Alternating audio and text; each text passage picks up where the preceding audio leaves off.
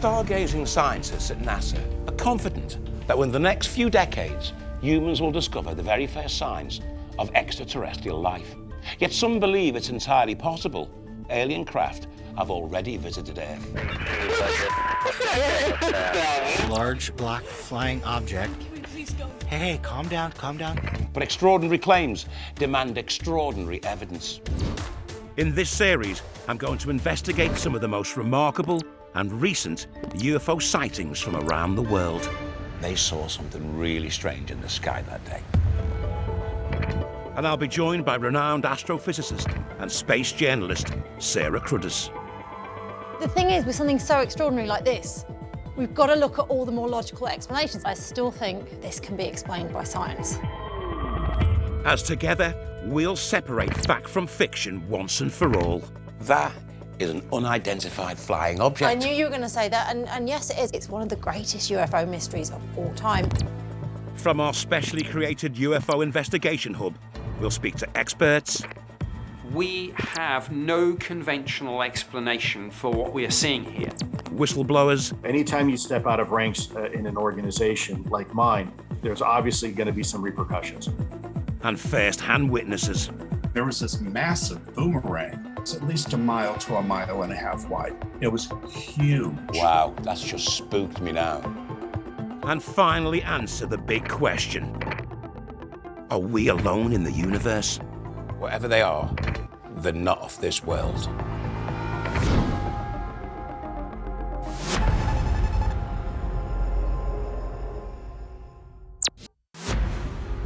Right there. It's right there.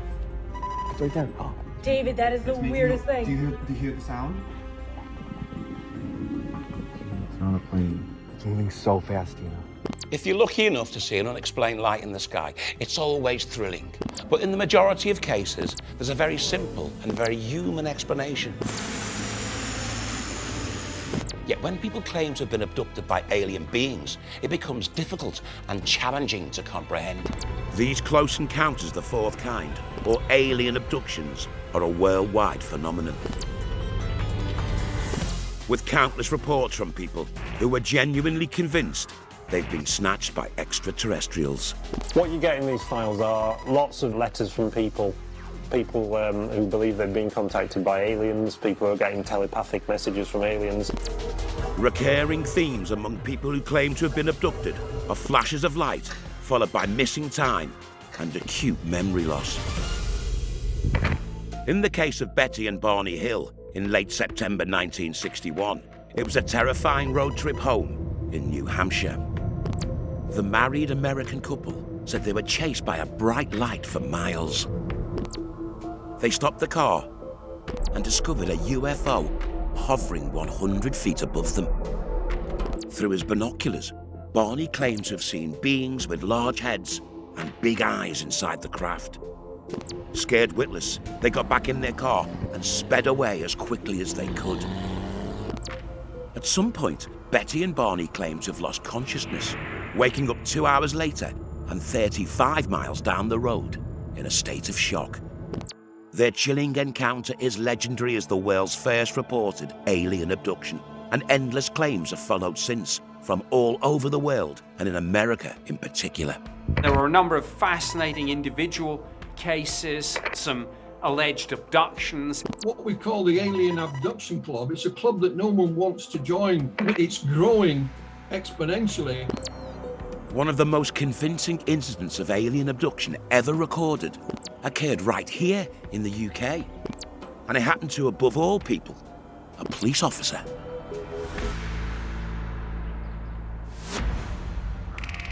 "40 years ago, in a quiet West Yorkshire village, one of the most convincing and disturbing alien encounters ever recorded took place. It was 5 a.m. on the 28th of November, 1980, in Todmorden, a quiet market town tucked away in the Pennines. Respected local bobby, Alan Godfrey, was on shift. Alan was in his patrol car en route to investigate reports of cows wandering the road when he was stopped dead in his tracks. Engulfing his car was a brilliant white light. A As Alan's eyes adjusted, he could make out a strange diamond-shaped craft hovering close to the ground. The lower half was spinning. The last memory Alan had is reaching for his radio. When his awareness returned, he found himself driving 30 meters from the scene. Alan had lost a full 25 minutes with no memory of what had occurred. This bizarre encounter remains one of the most convincing in British UFO history. 40 years on, we'll leave no stone unturned to get to the truth about what happened on that fateful November night in 1980.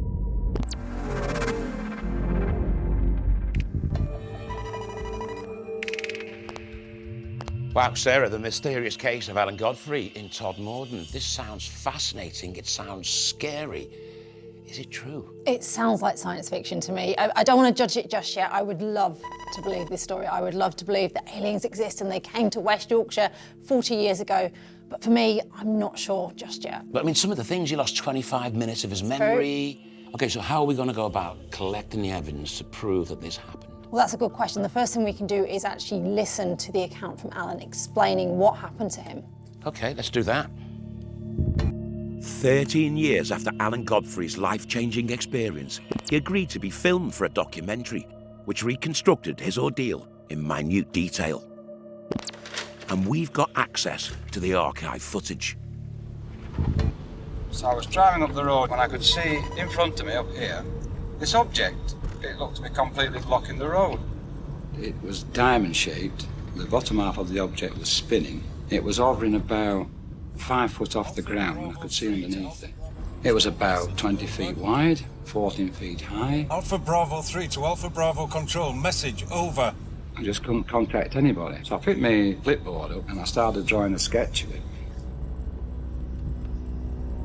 And then suddenly, I was at the other side of the object and it had gone. It had like another 50, 100 yards of further road driving. I realised that there was half an hour missing from me drawing the object to me turning up at the other side of where the object had been. I wanted to know what had happened in that half hour. I did see a UFO that night, and nobody on this earth will ever tell me any different. Wow. He seems really convinced. Yeah, he certainly believes his account. It's an interesting story. And he's a police officer, so he's an upstanding citizen. He's a credible witness. He mentioned, you know, he couldn't actually radio for help, and then suddenly it was 25 minutes later. Why wasn't his radio working? That could be anything. It could be a slight fault, it could be an electrical storm. There are so many things we could speculate on here. Well, he mentioned that he did a sketch, didn't he? To have the coolness to be able to take out a notebook and sketch what you're seeing. I know, it's quite impressive that he managed to do this and to focus during this quite frightening incident. Here's a sketch here. It looks like a deflated beach ball. It does, doesn't it? So it's 20 feet long, 14 feet high. He mentioned it was 5 feet off the ground. It's another piece of evidence because we've gone from just having his account, but now we've got at least a piece of artwork, a sketch of what it looked like. Okay, so how do we move this investigation forward? Well, I've got a person for you that we can speak to. His name is Nick Hunter. He's a podcaster, but he's also an expert in UFOs, and he actually spoke to Alan. Alan Godfrey, we're investigating this case, trying to find some evidence, trying to prove that this actually happened to him. You met Alan, didn't you? That's right, yes. His account is very believable, Craig. Alan's a very honest, salt of the earth. He basically said what he saw. He returned to the scene later with a colleague, is that correct? That's right. When they returned to the scene, they could see there was leaves on the ground that had been swirled around. There were broken branches. So there was definitely something there. Did the police investigate it any further? Did they take any sort of soil samples or, you know, sort of any forensic examination? Well, it was the 1980s, you know, things were a little bit different then. Unfortunately, Alan was basically cut off when it came to reporting this. He had a lot of hostility within the police force. All he was doing was reporting exactly what he saw. What does Alan believe that he saw? Alan believes he saw something strange. What it was, he doesn't know, but all he knows is that December morning, he saw something which didn't belong there. An interesting point is, Alan's account happened pretty much 1 month before the famous Rendlesham incident. The events of the legendary Rendlesham incident in December 1980 saw stunned United States military personnel confronting what could have been an alien craft near a US Air Force base next to Rendlesham Forest in Suffolk. Their encounter was captured on tape. Oh, Treasure, here he comes from the south. He's coming toward us now. Now we're observing what appears to be a beam coming down to the ground. It's coming this way. It is definitely coming this way. There is no doubt about it. This is weird. The description of the craft that allegedly landed in Rendlesham Forest was similar in shape and size to the UFO that appeared in Todmorden, and it too was emitting a bright light. Could there be a connection between Rendlesham and Alan Godfrey? Was the craft seen in Suffolk the same as the one in Yorkshire? And the town of Todmorden in Yorkshire also has particular significance because it was the scene of another suspected alien abduction, a matter of months before the Alan Godfrey incident. In June 1980, the tragic death of coal miner Zygmunt Adamski caught the attention of UFO investigators when his body was discovered on a coal heap in Todmorden after being reported missing 5 days earlier. Although kidnapping or a lightning strike were initially considered, bizarre burns on his neck, covered in a peculiar gel-like substance, could not be explained. The case was described by the coroner as the biggest mystery of his career. A policeman had been dispatched to the scene of the rumoured alien abduction, who was none other than Alan Godfrey. Do you believe him? 100%.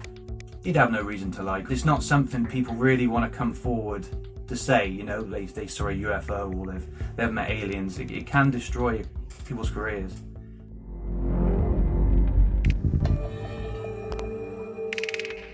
What I think is fascinating there is it kind of ruined his police career, this sighting. Yeah, that is really interesting, the fact that he was willing to say what he saw, no matter what the consequences. But Craig, they didn't take photographs. They had cameras 40 years ago. And broken branches and squarey leaves, that's not enough. It could be so many reasons. And that's the problem, because we're trying to do a thorough scientific investigation. Something must have happened. How do we get to the bottom of it? Coming up. So we've got someone corroborating what Alan has said then? Oh, yes. We make the surprising discovery that the UFO sighting in Todmorden in November 1980 wasn't witnessed by Alan Godfrey alone. There are multiple witnesses, in fact. On a cold autumn night in 1980, police officer Alan Godfrey's life changed forever after coming face to face with a UFO. A close encounter of the terrifying kind. That object was real. If I'd have got out the car and thrown a brick at it, it would have gone bang. As we try to discover if Alan was genuinely confronted by an alien craft, or whether there's an earthly, scientific explanation for what happened to him, perhaps a physical or psychological episode. Renowned UFO researcher Jenny Randalls, who was the first to investigate the encounter, will, we hope, shed more light on the remarkable story.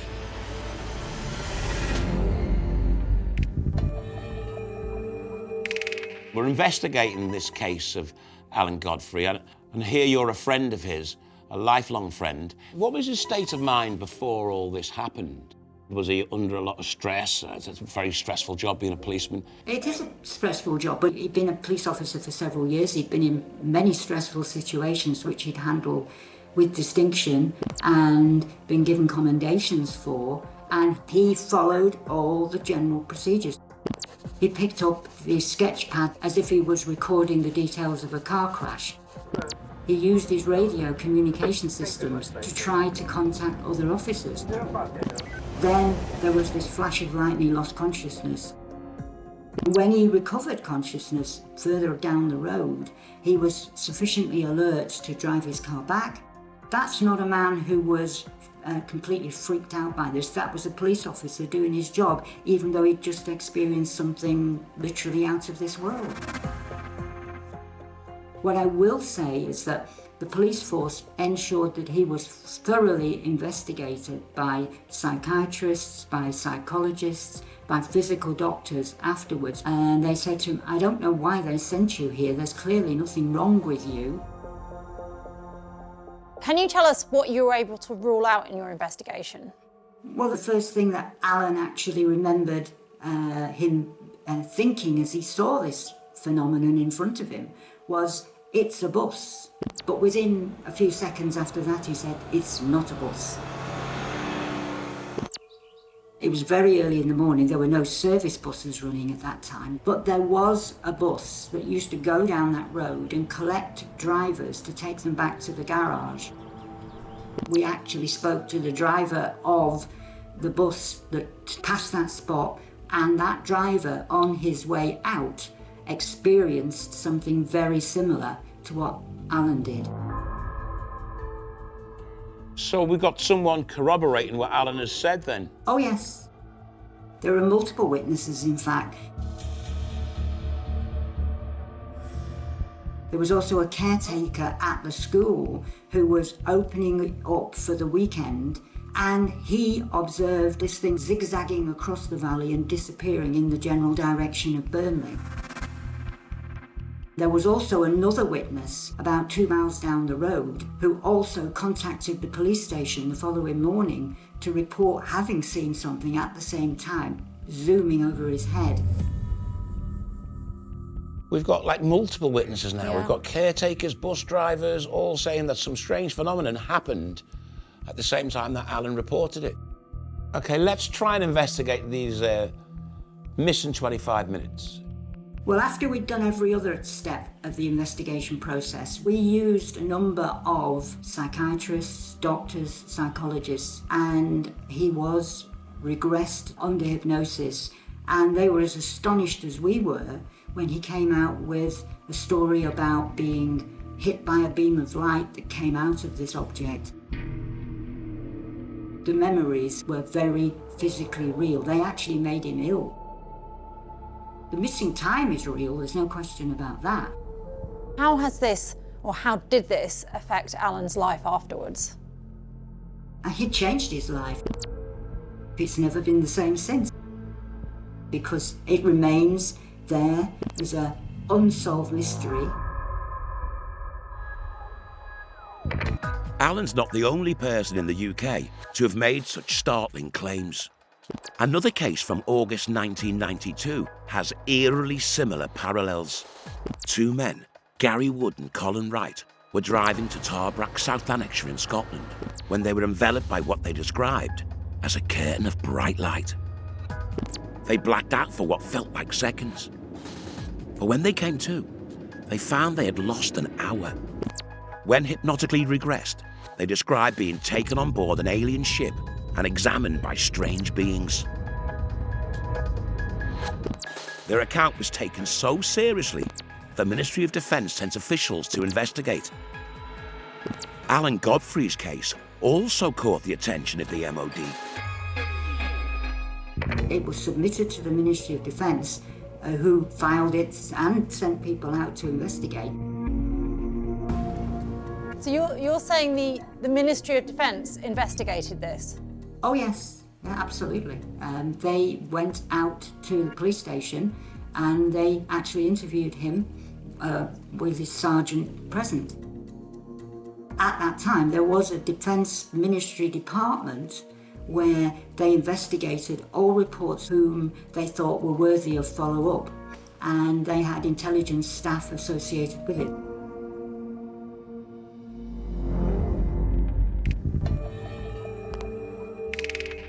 You see, I'm excited now, I'm exhilarated. It wasn't just Alan who saw things that night. You've got caretakers, you've got bus drivers. Someone described it as zigzagging across the field. So we've got multiple witnesses. Yeah, I've really changed my mind on this story listening to Jenny's account. What I'm interested in is the MOD got involved. The Ministry of Defence came down and interviewed Alan with his sergeant.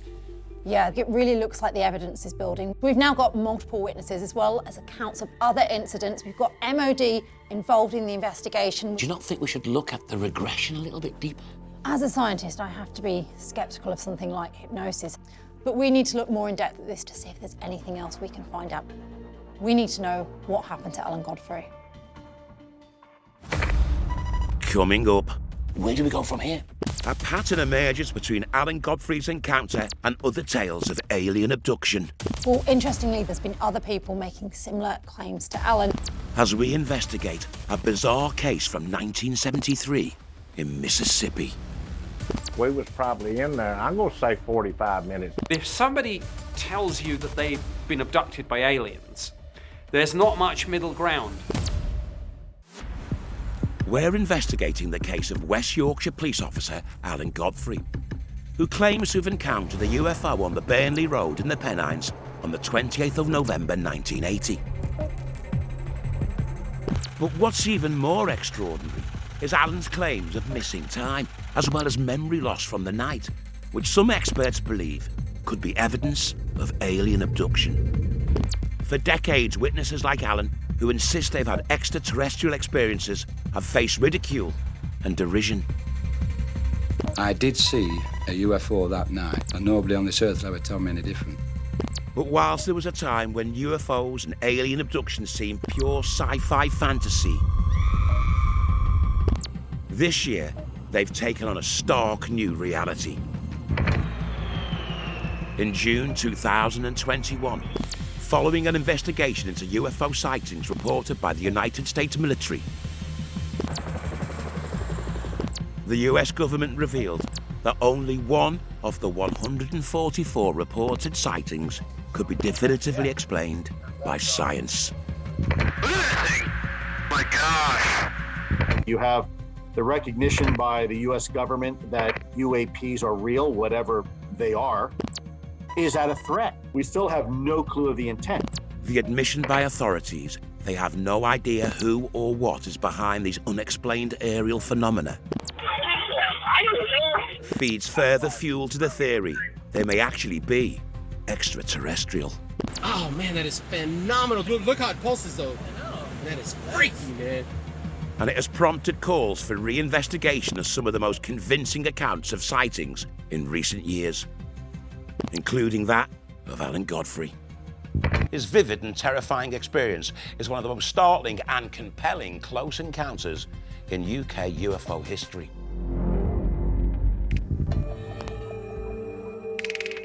I feel much more invigorated about this story now. A touch of excitement, in fact. Alan Godfrey in Todmorden said he saw a big diamond-shaped spaceship, but he wasn't the only one who saw it. And the MOD got involved and interviewed him with his sergeant present, which proves that they took it seriously as well. Well, they're bold claims, aren't they? And it's certainly exciting that we've got a mounting amount of evidence towards these claims.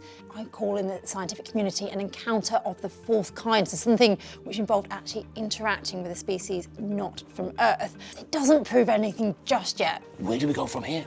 Well, interestingly, this isn't the only such claim. There's been other people making similar claims to Alan, and if we can understand why they happened, it could help us with this case. I actually caught up with Nick Pope, who's the former MOD investigator and a UFO expert, who told me about another case.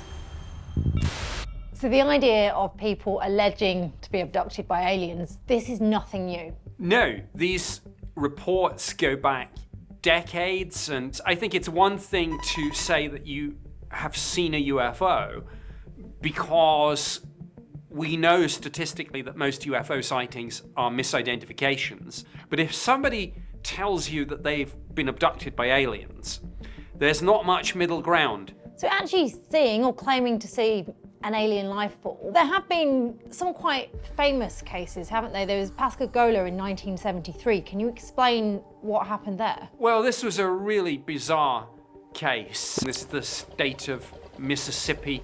Two guys out fishing, Calvin Parker and Charles Hickson.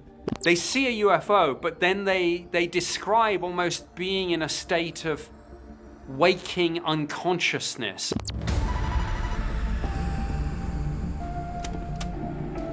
Could you describe the vehicle? It's probably oblong. You know, you see something like that, scare you to death. And I couldn't believe it. With a regular noise to it. It's a little buzz sound. Just like that. That's all. And, you know, you think you're dreaming about something like that, you know. And they then describe these bizarre entities with like strange appendages and slits, and they talk about being taken on the ship and having these procedures. I'm scared of that. I've seen instruments that I've never seen, nothing like that before in my life. And the position they had me, I couldn't move. You didn't try to talk to them, ask them what was going on? Yes, I did. But I get a buzz inside, I wanted them, that's all. The first thing I told him, I said, son, ain't nobody gonna believe this. They did an examination. We was probably in there, I'm gonna say 45 minutes. They put us back out at the same place we were, facing the water, and I was froze. When it took off, it didn't make hardly any noise at all. You just heard like a zipping noise. It was zip, and that was it, and it was gone.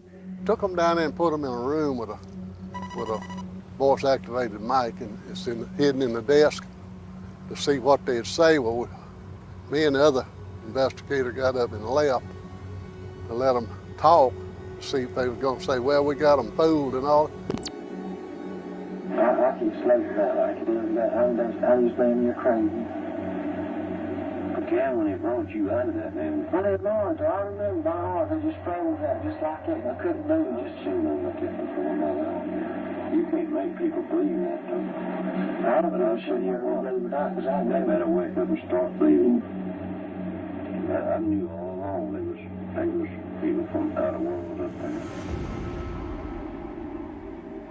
there. You would think that this is a fisherman's tale almost, a tall story. But just because something sounds bizarre, who's to say that it isn't true? I think it is interesting that recently some new witnesses have emerged. Turns out other people in the local community saw things too. Can you explain what these new witnesses saw? Well, one of the most interesting witnesses of all was a police sergeant who actually took the call from one of the witnesses that night. But what's really significant is that he said that in the course of that night, he received around 50 calls from other people in the local community reporting a UFO.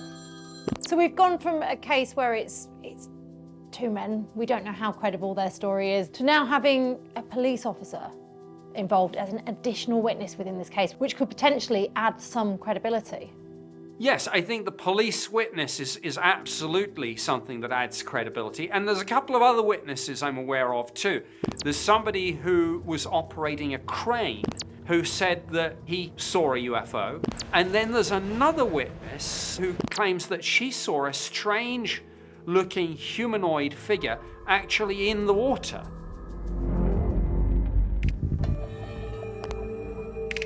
So what are we saying then? That this has been happening for decades and people have just not been believed? Yeah, that seems to be apparent. What we're finding is that what happened to Alan Godfrey isn't an isolated case. There are now multiple accounts of people who claim to have experienced similar things, but because they were just dismissed, they weren't investigated. Well, people in Pascagoula are only just coming forward now from all those years ago saying that I witnessed it too. So maybe we could get more witnesses coming forward to say that they saw what Alan Godfrey saw as well. They absolutely could. There's so many possibilities. We know that people who were scared to come forward are now talking again. This case here with Alan Godfrey is 40 years old, over 40 years old, yet it's still unsolved, but it doesn't mean we can't solve it. Coming up. What I'm really interested in is that missing 25 minutes. We found out exactly what Alan Godfrey's hypnotic regression revealed. He recoils and he goes, ugh, ugh. And he's talking about these smaller creatures. Chilling stuff. Some of that stuff, it's next level, isn't it?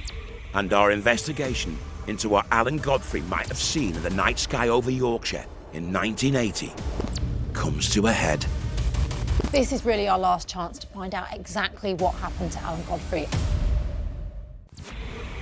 we're immersed in an inquiry of the most compelling but complex kind. Alien abductions.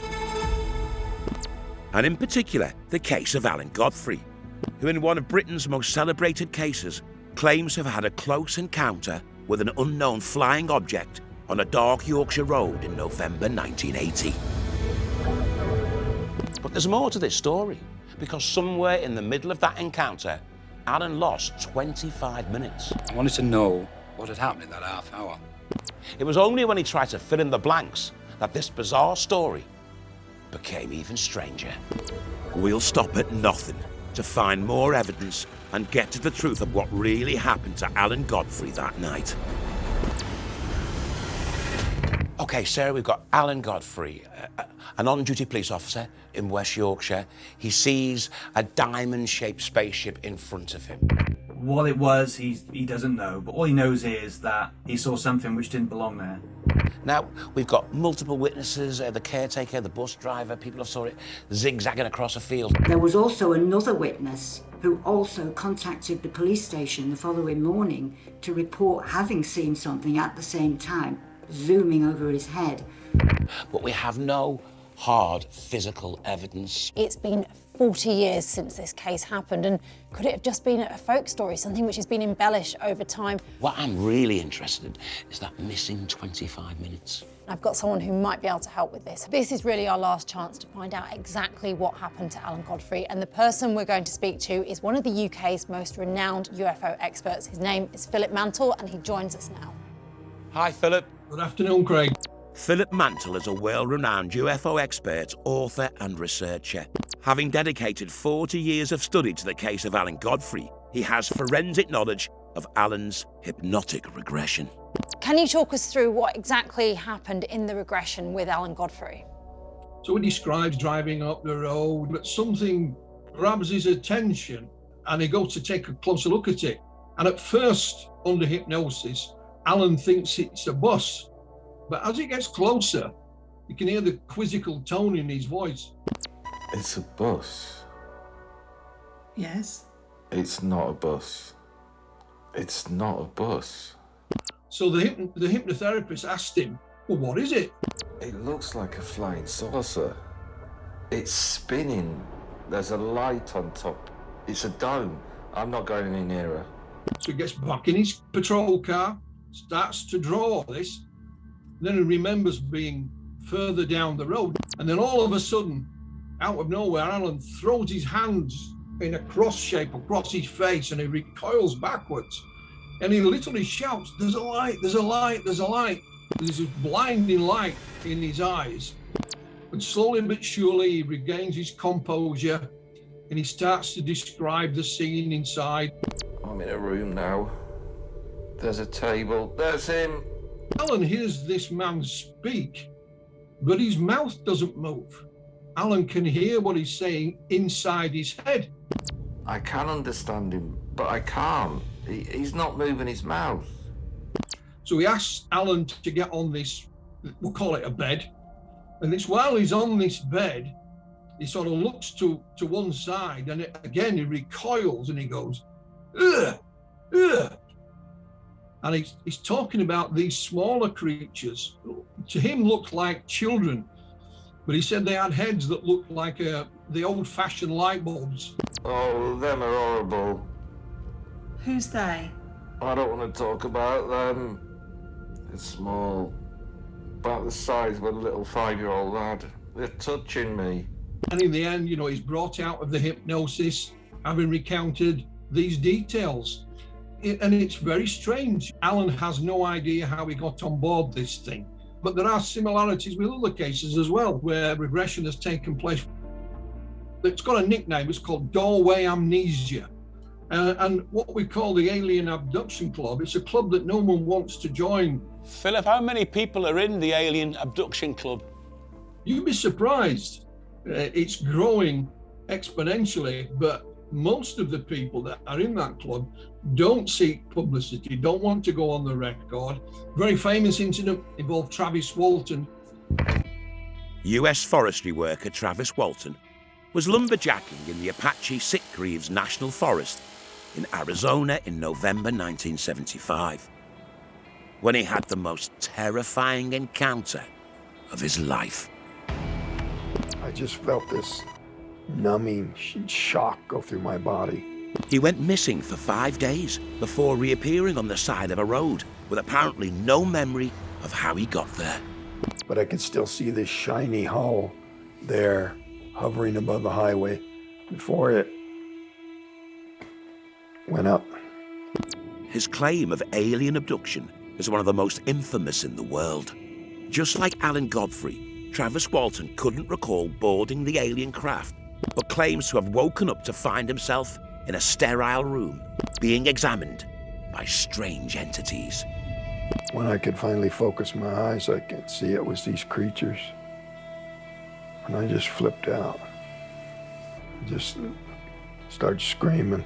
They were hairless, small, huge eyes, and they just kept staring at me.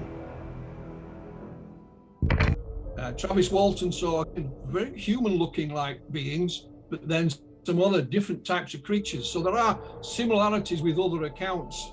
Let's put the hypnotic regression aside and let's just purely focus on the sighting of the UFO.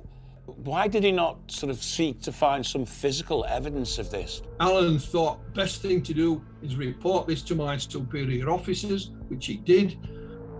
They asked him to make a full report, which he did, which incidentally was sent to the Ministry of Defence, but you can't find it anywhere in their files that have been released. Do you not think there's a more likely down-to-earth explanation for this? Alan doesn't say he was abducted by aliens. What he does say is the thing he saw on the road that morning, just coming off his night shift, he said if he had a brick, he could have thrown it at it and it would have gone clank. I did see a UFO that night. That object was real. If I'd have got out of the car and thrown a brick at it, it would have gone bang. He drew it on his notepad while he sat in the police car. Couldn't get through on the radio, which was not unusual for the area, I might add. The incident on the road that morning, he's 100% certain that this was something quite extraordinary. What do you think it was? Good question. I mean, I really couldn't put my finger on what it may or may not be. We have to remember, Alan had more to lose than they had to gain by admitting to such a story and going public with it. What I would say is that Alan's story, going back from 1980, has never really changed, which I think speaks volumes for him.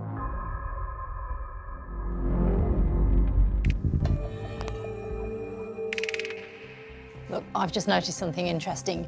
Philip mentioned in his interview with us that the radio doesn't often work where Alan Godfrey was, but Alan Godfrey in his interview claimed that something stopped the radio working, and that kind of leads me to think that some of this other evidence might not be as credible as we first thought. But the hypnotic regression, that is, some of that stuff there is it's next level, isn't it? What we've actually got from that is a transcript which came from the regression. Oh, look. Them are horrible. Who's horrible? They are. Who's they? I don't want to talk about them. Why not? Because they're horrible. What do they look like? They're small. Yeah, how small is small? 3 foot, 4 foot? About the size of a little 5-year-old lad. And how many? About 8. Wow, 8 of them. What's happening now? They're just touching me. Wow. Chilling stuff, isn't it? Under hypnosis, that is frightening. The Alan Godfrey case is one of the most disturbing and perplexing to hit our desk. It's time to review the evidence we've uncovered and see if we can reach a conclusion. Well, let's look at what we've got. Unfortunately, most of the evidence is purely anecdotal. In fact, we've got no hard physical evidence. We've got a bus driver and a caretaker who said they thought they saw something odd. We've got Alan Godfrey's sketch of what he thought he saw that night. The MOD, they were involved. That's interesting to me. But those files went missing. When they released the files, they went in there, so... Yeah, but they weren't missing, they just didn't release them to the public. There's probably thousands of MOD files that haven't been released. Why hasn't it been released? Well, that we don't know, but we can't say that's conclusive evidence. Okay. It's a mystery still. And we've got the transcript from Alan's hypnosis, in which his suppressed memories of the missing 25 minutes were revealed. But that's all the evidence we've really got. do we have enough to determine what really happened to Alan Godfrey on that dark night in Yorkshire in November 1980?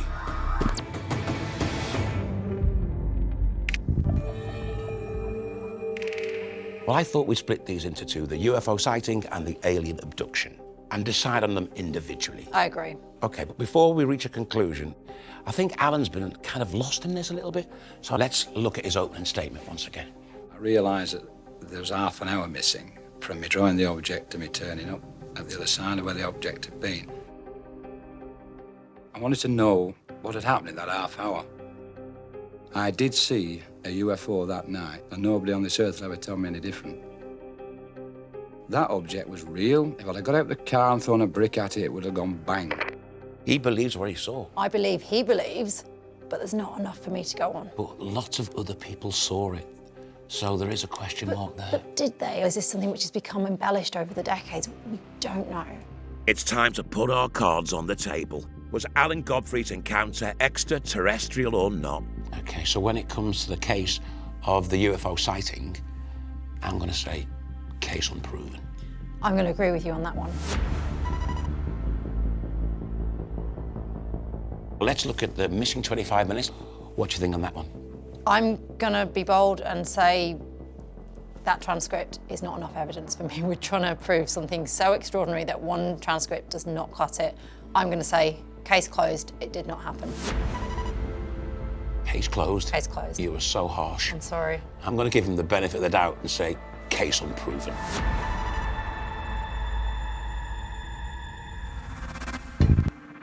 Perhaps the most mind-boggling case we've come across in the investigation hub. The possibility that Yorkshire copper Alan Godfrey was abducted by aliens simply can't be corroborated by the available evidence. But having learned that multiple witnesses all saw an object moving erratically in the skies that cold night in November 1980, something strange must have happened. If extraterrestrials are travelling thousands of light years across the universe to visit Earth, why wouldn't they land their craft and take a much closer look at the human race?